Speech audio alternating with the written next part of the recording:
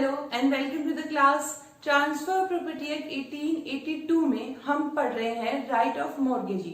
तो मॉर्गेजी के अधिकारों की जो हम श्रृंखला पढ़ रहे हैं, उस श्रृंखला में, उस सीरीज में हमारे पास नेक्स्ट जो है वो दैट इज व्हाट सेक्शन 69 जो कहता है power of sale when valid. देखिए ये सेक्शन हम पढ़ेंगे। मैं पहले आपको एक बात क्लियर कर दूं सेक्शन के बारे में कि ये जो सेक्शन कहता है ना, आपको समझ में आएगा जब मैं आगे समझाऊंगी कि इसकी रेलिवेंसी जो है आज की डेट में थोड़ी कम हो चुकी है। तो क्यों कम हुई है वो भी आपको रीजन पढ़ने से समझ में आ जाएंगे। और इसमें कुछ बातें हैं जो मुझे जैसा लगता है मैं वो भी ऐड करूंगी, तो आप वो भी सुनिएगा। सेक्शन 69 के बाद सेक्शन 69A ऐड किया 1929 के अमेंडमेंट के बाद, तो वो भी हम पढ़ेंगे जहां अपॉइंटमेंट ऑफ रिसीवर की बात हुई है। लेकिन इस सेक्शन के लिए ही रिसीवर को अपॉइंट किया गया है, ठीक है। तो हम इसीलिए दोनों सेक्शन को आज साथ में पढ़ेंगे। Power of sale when valid, इसमें 5 सब सेक्शन है। ये कहता है कि जब एक मॉर्गेजी को मॉर्गेज जो मनी है वो वापस नहीं मिलता, यानी जो उसने उधार दिया है प्रॉपर्टी पे गिरवी रखवा के, वो उसको वापस नहीं मिलता, तो उसके पास ये पावर हो जाती है कि वो सेल कर दे without the intervention of court. यानी ये जो सेक्शन है 69 ये डील करता है इस बात पे कि जो प्रॉपर्टी मॉर्गेज प्रॉपर्टी को सेल करने का अधिकार मॉर्गेजी के पास आया है, वो आया है without the intervention of court. Court में जाए बिना वो प्रॉपर्टी सेल कर सकता है, लेकिन बाकी कंडीशन जो सेक्शन में दी गई है वो पूरी करनी होगी, तभी विदाउट इंटरवेंशन ऑफ कोर्ट वाली बात एप्लीकेबल होगी, ठीक है। क्योंकि हमको पता है जो मॉर्गेजी होता है वो ट्रस्टी की तरह तो काम नहीं कर रहा ना मॉर्गेज प्रॉपर्टी की, वो तो उसका अधिकार है क्योंकि उसने पैसे दिए हैं। तो वो अधिकार उसका तब जन्म लेगा जब वो प्रॉपर्टी के पैसे जो होते हैं जिसके मॉर्गेज मनी उसको नहीं मिली है, तो वो क्या करेगा, प्रॉपर्टी को सेल कर सकता है without the intervention of court. इसमें ये सेक्शन में ये बात बताया है, हमें चलेगी पता। अब देखो इसकी क्लोज क्या कहती है, इंग्लिश मॉर्गेज। सबसे बड़ी बात जो हमें क्लियर करके चलनी है इस बारे में, सेक्शन के बारे में, कि ये एप्लीकेबल है सिर्फ इंग्लिश मॉर्गेज पे, कि जब इंग्लिश मॉर्गेज होगा ना तभी without intervention of court mortgage ही जो होगा पावर रखता है मॉर्गेज प्रॉपर्टी को सेल करने की। और इस क्लोज में सब सेक्शन 1 की सब क्लोज 1 में एक बात कही गई है, और वो ये कही गई है कि इंग्लिश मॉर्गेज तो है ही, इसके साथ साथ वो जो व्यक्ति हैं, जो पार्टीज हैं, वो ना हिंदू होने चाहिए, ना मुस्लिम होने चाहिए, ना बुद्धिस्ट होने चाहिए, और कोई और रिलीजन, सेक्ट, कास्ट, क्लास जिसको स्टेट गवर्नमेंट ऑफिशियल गजेट में नोटिफाई कर देती है, वो भी जो होंगे इसमें इंक्लूड नहीं होंगे। अब आप बोलेंगे ये क्या बोल रही हूँ मैं, ये मैं बिल्कुल सही बोल रही हूँ, सेक्शन में यही लिखा हुआ है। और इसी वजह से मैंने कहा कि आज की डेट में ये रेलिवेंट नहीं है। एक्ट बना 1882 में, जब हम क्या थे, ब्रिटिश साम्राज्य के अंडर काम करते थे, रहते होते थे, तो उन्होंने अपनी लिए ही ये बनाया कि इंग्लिश मॉर्गेज है तो इन लोगों पे एप्लीकेबल नहीं होगी। मीन्स मेजर जो कम्युनिटीज इंडिया में रहती हैं उन पे एप्लीकेबल नहीं, तो किस पे, यूरोपियन पे एप्लीकेबल होगा। यूरोपियंस के लिए ही बना था ये सेक्शन कि इंग्लिश मॉर्गेज होगी ऑब्वियस। और दूसरी बात कह दी कि हिंदू, मुस्लिम, बुद्धिस्ट पे ये एप्लीकेबल नहीं होगा। अब हिंदू की जो हमने बात की, तो उसमें तो जब डेफिनेशन हिंदू मैरिज एक्ट में पढ़ते हैं हिंदू की डेफिनेशन, तो उसमें तो बहुत सारी चीजें हैं, वो तो ब्रॉड है बहुत ज्यादा। तो वो उसमें क्या बोल रहे हैं कि लगभग सारे रिलीजन को तो आपने मना ही कर दिया, तो फिर यूरोपियन की बात आ गई। लेकिन फिर भी अभी कुछ रिलीजन ऐसे हैं जो हिंदू, मुस्लिम या बुद्धिस्ट में नहीं आते, जैसे पारसी हो गए, तो वहां पर एप्लीकेबल हो जाएगा। और दूसरी चीज, सेक्शन को तो क्लैरिफाई नहीं किया गया, जबकि इस सेक्शन में बहुत जरूरत है कि क्लैरिफाई किया जाए, क्योंकि यहाँ पर जब इस चीज को लिखा गया है तो क्या मतलब है। तो फिर मुझे जो, देखिए यहाँ पर बात आती है कि जो मैं अपना इंटरप्रिटेशन बता रही हूँ, सेक्शन में नहीं लिखा, जो मेरा इंटरप्रिटेशन है मैं वो आपको बता रही हूँ कि जो कंपनीज होती हैं, कॉर्पोरेशंस, उनका कोई रिलीजन नहीं है तो वहां पर ये एप्लीकेबल हो सकता है सेक्शन। लेकिन अदरवाइज हिंदू, मुस्लिम पार्टीज जो होंगी, बुद्धिस्ट होंगी पार्टीज, वहां एप्लीकेबल नहीं होगा, और सिर्फ इंग्लिश मॉर्गेज के केस में ही एप्लीकेबल होगा। क्लोज बी कहती है कि अगर मॉर्गेजी गवर्नमेंट है, मॉर्गेजी अगर गवर्नमेंट है, तो ये जो कंडीशन है ये वाली की without intervention of court power रखता है मॉर्गेजी सेल करने का, वो एक्सप्रेसली कन्फर्ड होना चाहिए, लिखा होना चाहिए मॉर्गेज डीड में। फिर क्लोज सी कहता है सिचुएटेड इन प्रेसिडेंसी टाउन्स और एरिया नोटिफाइड। अब यहाँ पर क्या बात कह रहे हैं, यहाँ कह रहे हैं कि जो पहले बात तो कह दी इंग्लिश मॉर्गेज किसी भी एप्लीकेबल नहीं होंगे, ना तो हिंदू, मुस्लिम, ना बुद्धिस्ट। दूसरी कह दी गवर्नमेंट होना चाहिए मॉर्गेजी, और एक्सप्रेसली कन्फर्ड होने चाहिए पावर की, ये पावर हम दे रहे हैं। तीसरे कह रहे हैं कि वो जो मॉर्गेजी होगी, जो प्रॉपर्टी होगी, वो प्रेसिडेंसी टाउन्स में, यानी कि बॉम्बे, कलकत्ता, मद्रास में कहीं पर, इन तीनों में कहीं पर सिचुएटेड हो, या फिर जो एरिया नोटिफाई करेंगी स्टेट गवर्नमेंट ऑफिशियल गजेट में, उस एरिया में सिचुएटेड होने चाहिए। तो सबसेक्शन 1 हमारे सेक्शन 69 का हमें इतनी बातें पहले से बता रहा है कि कहाँ कहाँ ये पावर जो है वो एप्लीकेबल होती है। फिर दूसरा सबसेक्शन हमें ये कहता है कि ये पावर तब तक मॉर्गेजी अप्लाई नहीं कर सकता, यूज नहीं कर सकता जब तक कि मनी ड्यू हो गई। जब मनी ड्यू हो गई, देखिए पहली बात मॉर्गेज में डेट मेंशन होगी कि कब मॉर्गेजर को पैसा देना है। अगर वो डेट मेंशन है देन वेल एंड गुड, उसके 3 महीने तक वो नहीं कर पाएगा। कैसे? पहले नोटिस देगा मॉर्गेजर को कि आपने पेमेंट नहीं करी, पेमेंट कर दीजिए। नोटिस मिलने के बाद भी मॉर्गेजर पेमेंट नहीं करता तो फिर वो पावर अपनी यूज करता है, ठीक है। या फिर इंटरेस्ट नहीं उसने पे करी, किसने? मॉर्गेजर ने 500 रुपए इंटरेस्ट थी वो एरियर के तौर पे, वो नहीं उसने पे की और ये अनपेड है। कैसे? 3 महीने तक पेमेंट नहीं हुई, नोटिस भी दे दिया, फिर क्या हुआ? अब वो फिर उसके पास पावर आ जाती है कि वो सेल कर सकता है।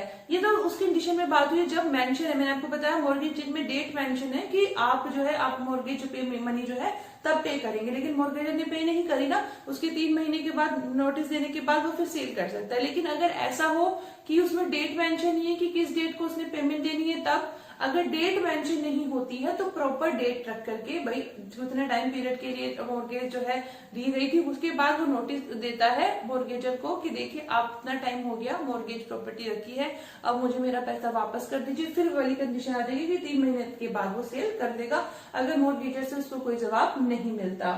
फिर सबसेक्शन 3 में देखिए परचेजर राइट की बात करता है। ये दोनों तो एप्लीकेबल होते हैं कि क्या कौन सी मॉर्गेजेस पार्टीज क्या है और कैसे उसकी सेल करने का उसका अधिकार है। तीसरा जो हमारा सबसेक्शन है बात करता है कि परचेजर क्या राइट। परचेजर कौन?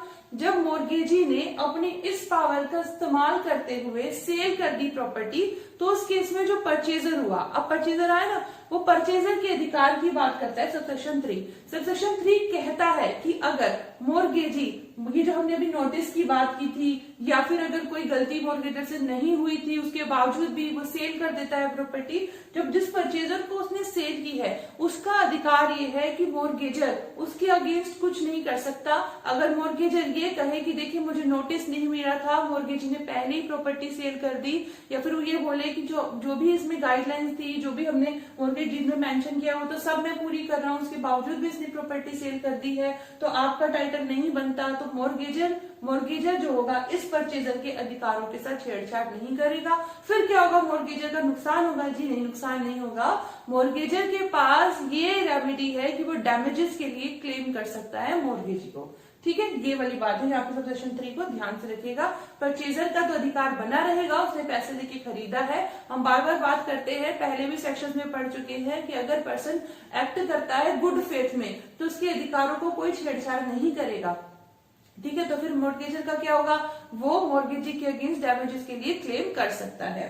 फिर सबसेक्शन 4 पे चलिए, कहता है अब जब मॉर्गेजी ने प्रॉपर्टी सेल कर दी तो पैसा आया, ठीक है। जो पैसा आया, पैसा आने के बाद अगर उस प्रॉपर्टी पे कोई इनकम्ब्रांसेस थे, कोई भार था, कोई इंटरेस्ट पे करनी थी, कोई जो है टैक्स पे करना था, वो पे करने के बाद उसको 2 पार्ट में वो डिवाइड करता है। कैसे? जो सेल करने के लिए या सेल को अरेंज करने के लिए उसको जो भी कॉस्ट लगी, चार्जेस लगी, एक्सपेंसेस लगी, पहले तो वो उस पैसे से जो सेल से कर करके पैसा आया, पहले तो वो कवर करेगा। फिर उसके बाद जो उसकी मॉर्गेज मनी थी वो उस पैसे से वो कवर करेगा। से एक प्रॉपर्टी थी, ठीक है, उस प्रॉपर्टी की कीमत थी 10 लाख रुपए, मॉर्गेजी ने बेच दिया, मॉर्गेज मनी थी 7 लाख रुपए, ठीक है। अब क्या होगा? पहले जो मॉर्गेजी होगा ये देखेगा कि इस पे कोई इनकम्ब्रांस नहीं था। ऑब्वियसली बात है, जब प्रॉपर्टी सेल करा जा रहा है तो जिसको सेल की जाएगी उसको तो फ्री फ्रॉम इनकम्ब्रांस से सेल होगी।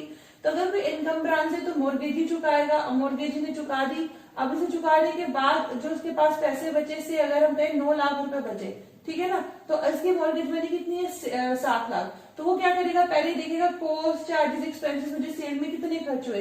सेल्स को 50,000 रुपए खर्च हुए, तो अब यहाँ पे कितने पैसे बच रहे? उसके 8.5 लाख रुपए। अब उसकी कितनी मनी है? उसकी मनी है 7 लाख। तो वो क्या करेगा? 8.5 में से 7 लाख अपने घटाएगा, उसके पास कितने बच रहे? 1.5 लाख रुपए, ठीक है। अब वो 1.5 लाख रुपए जो बच गया है वो वापस मॉर्गेजर को दे देगा। और अगर ऐसा होता है कि कुछ नहीं बचता, सारे पैसे उसके खत्म हो जाते यहीं पर इनकम्ब्रांसेस में, तो वो रिसिप्ट थमा देता मॉर्गेजर को कि काम हो गया, ये मैंने सेल कर दिया, ठीक है। तो सबसेक्शन 4 हमें ये कहता है अब सबसेक्शन 5 क्या कहता है, देखो वही बात, नो एप्लीकेबल बिफोर 1 जुलाई 1882, मतलब इस एक्ट के आने से पहले अगर कोई मॉर्गेज बनी थी, चाहे वो इंग्लिश मॉर्गेज हो चाहे ये सब चीजें हुई हो, तभी भी ये एप्लीकेबल नहीं होगा सेक्शन। अब देखो मैंने आपको पहले ही कहा था कि रेलिवेंसी है इसकी कम होगी, क्योंकि एक तो पहली बात तो ये पहला सबसेक्शन 5 देख लो कि 1 जुलाई 1882, इतना टाइम हो गया अभी तक कि वो मॉर्गेजेस पड़ी हुई है क्या, ठीक है।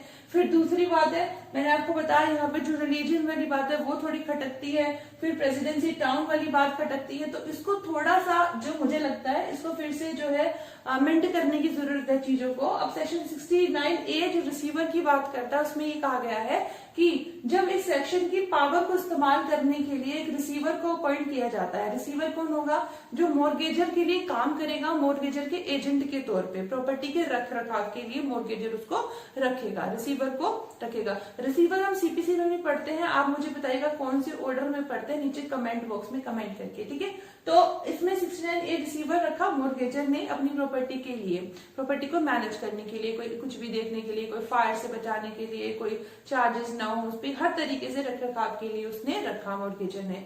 अब मॉर्गेज जब बनी थी उसी वक्त अपॉइंट कर दिया रिसीवर प्रॉपर्टी के लिए, इस सेक्शन के लिए, याद रखिएगा सिर्फ इस सेक्शन के लिए हम बात कर रहे हैं। तब मॉर्गेजर ने बताया कि ये बंदा होगा, मैं इसको भेज रहा हूँ, ये मेरे रिसीवर के तौर पे काम करेगा, जो भी आपको बात होगी ये सब ये बंदा करेगा। लेकिन अगर ऐसा हो जाए कि वो व्यक्ति कहे कि मुझे नहीं बनना, मैं इंटरेस्टेड नहीं हूँ, या फिर वो जो है मतलब कह दे कि मैं विलिंग ही नहीं हूँ, मैं इंटरेस्टेड नहीं हूँ, तो उस केस में क्या होगा, मॉर्गेजी खुद से मॉर्गेजी भी अपॉइंट कर सकता है। लेकिन ध्यान रखिएगा मॉर्गेजर और मॉर्गेजी दोनों की सहमति होनी चाहिए जब भी रिसीवर अपॉइंट किया जा रहा है। तो रिसीवर तो 3 तरीके से अपॉइंट किया जा सकता है, मॉर्गेजर खुद कर सकता है, मॉर्गेजी कर सकता है, परमिशन किसकी लेकर के, मॉर्गेजर की परमिशन लेकर के। अब कैसे, जब रिसीवर जो उसने अपॉइंट किया था मॉर्गेजर ने, वो मना कर दे काम करने के लिए। और तीसरा, कोर्ट के पास पावर है कि कोर्ट भी जो है रिसीवर अपॉइंट कर सकते हैं। अब जब रिसीवर बन गया उसका क्या काम होगा, मैंने बताया आपको, मैनेज करना है, एक एजेंट के तौर पे काम करेगा वो, किसके एजेंट के तौर पे, मॉर्गेजर के एजेंट के तौर पे काम करेगा रिसीवर। अब इसमें एक बात आ जाती है कि मॉर्गेजर ने अपॉइंट कर दिया रिसीवर को, जब रिसीवर अपॉइंट हुआ तो उसके रेम्यूनरेशन की बात उठती है। तो रेम्यूनरेशन मिलेगा उसको, मतलब उसे इनकम मिलेगी, काम कर रहा है तो पैसे मिलेंगे ना, तो उसका पैसा कहाँ से मिलेगा, जो डिसाइड होगा, पहले से डिसाइड होगा, जब ऑफिसर रिसीवर जो अपॉइंट होगा तब उसका रेम्यूनरेशन भी डिसाइड होगा। और अगर डिसाइड नहीं है तो जो प्रॉपर्टी है, जैसे यही प्रॉपर्टी के लिए उन्होंने रिसीवर को अपॉइंट किया है, तो इसकी जो अर्निंग आएगी ना, इस प्रॉपर्टी से जो अर्निंग आएगी उसका 5%, कितना, 5% उसको जो है रेम्यूनरेशन के तौर पर मिलेगा। और अगर रिसीवर को ये लगे कि ये 5% मेरे लिए काफी नहीं है, तो वो कोर्ट के पास जा सकते हैं और अपने जो ये रेम्यूनरेशन है 5% से इंक्रीज करा सकते हैं, और कोर्ट को उसकी रीजन जस्टिफाइड लगते हैं तो इस रेम्यूनरेशन को इंक्रीज किया जा सकता है। तो ये हमारा सेक्शन 69 और सेक्शन 69A हो गया। आई होप आपको क्लास अच्छी लगी हो तो थैंक यू सो मच, और नहीं लगी हो तब भी thank you so much. Thank you so much for listening. Thanks a lot. Keep learning and keep smiling.